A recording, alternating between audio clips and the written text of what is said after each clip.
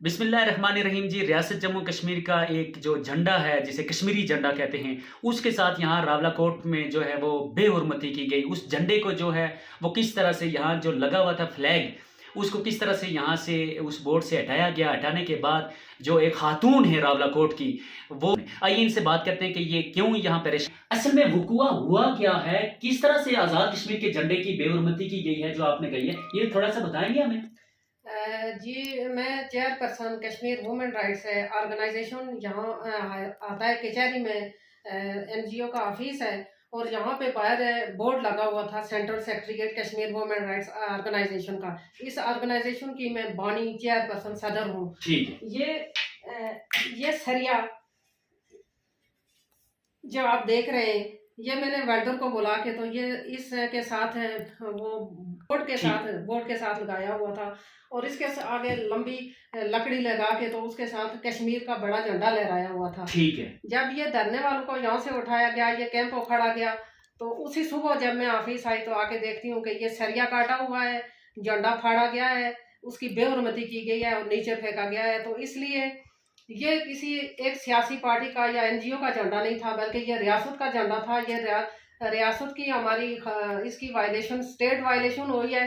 तो इसके लिए ये हम सब जो हैं, हम सारे का फर्ज बनता है, सबका फर्ज बनता है कि हम इसके लिए अपनी जान के नजराने पेश करेंगे। मैं जी जी। मैं खातून होने के नाते से ये यकीन दिलाती हूँ कि इंशाअल्लाह अगर इस पे कोई पेशरफ्त न हुई, इस झंडे के गद्दार को अगर कैफरे किरदार तक न पहुँचाया गया, फांसी सूली न चढ़ाया गया, तब तक मैं चैन से नहीं बैठूंगी और इंशाअल्लाह इसके लिए अपनी जान देने के लिए भी तैयार हूँ। बहुत ही बड़ी खूबसूरत बात का ये रावलाकोट की खवातीन का ये जो जज्बात हैं, जो यकीनन पूरी दुनिया के लिए मिसाल बन रहे हैं, जिन्होंने ये कहा है कि एक कश्मीरी झंडा जो है उसके लिए मैं अपनी जान तक कुर्बान कर सकती हूँ। मैं कैमरामैन साहब ये इनके टेबल दिखाएं, ये है वो जी कश्मीरी फ्लैग।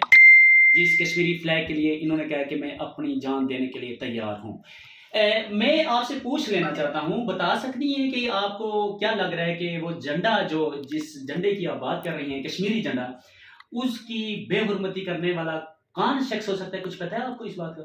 इस बात का तो पता नहीं है, लेकिन इतना जरूर पता है कि जो इस स्टेट का दुश्मन है जी, तो वही ये कर सकता है। इसकी इंक्वायरी करवानी इंतजामिया की जिम्मेदारी है और ये हमारा मतलब ये है कि फंडामेंटल राइट है, जी, जी। उसकी वायलेशन हुई है। ठीक। तो इस पे इंतजामिया का काम बनता है कि वो इस पे इंक्वायरी करवाएं और उसके मुजरिम को कैफरे किरदार तक पहुंचाएं।